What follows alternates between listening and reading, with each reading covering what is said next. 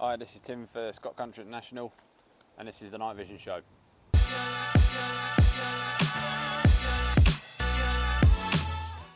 Tonight, I'm just going to go through quickly how I set up my targets for zeroing thermal.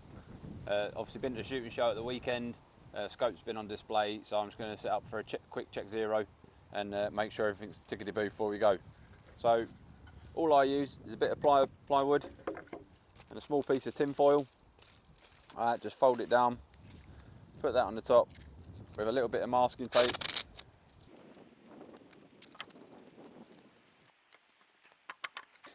Like so, and that'll give me a good contrast on there. Enough for the thermal to pick up to get a good detection and change of heat, and then any surface around there will show up the point of impact quite nicely. I'll flick that to the scope and you'll be able to see as I go through zeroing on the scope what I'm doing. Cheers. Right, so I'm going to go through now is flicking zeroing profile. I've digitally bore sighted this so my reticle's aligned with the barrel. Then I'm going to go through the process selecting the zero menu. So I'm just going through that now, and it brings my zero menu up. As you can see there, I'll select the profile, go down to the bottom, add distance. So I'll add that distance down now. I'll change that.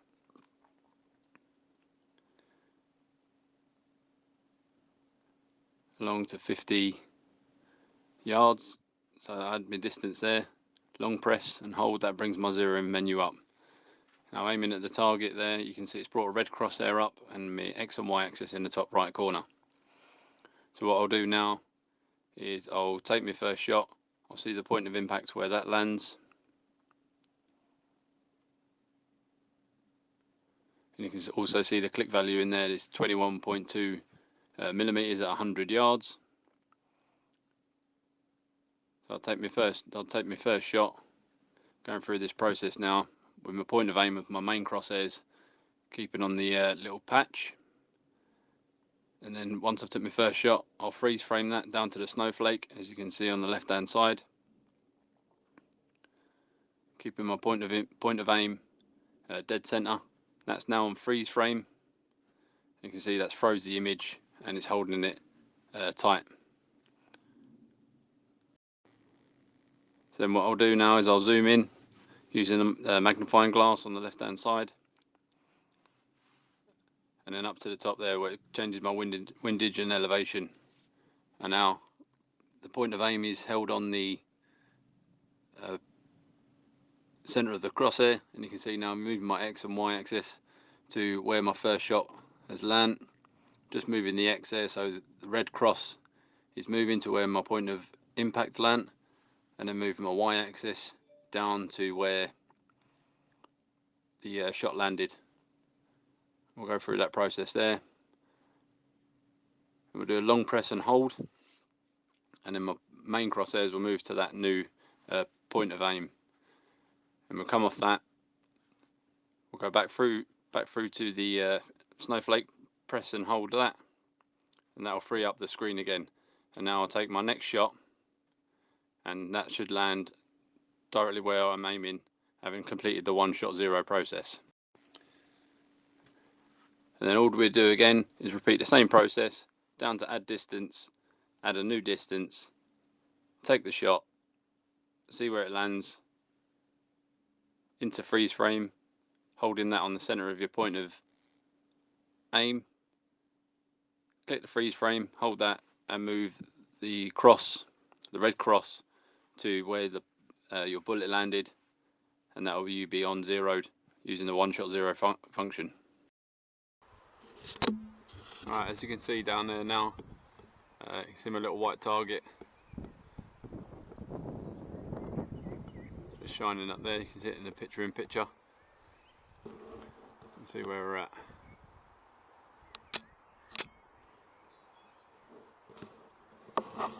It's 100 yards.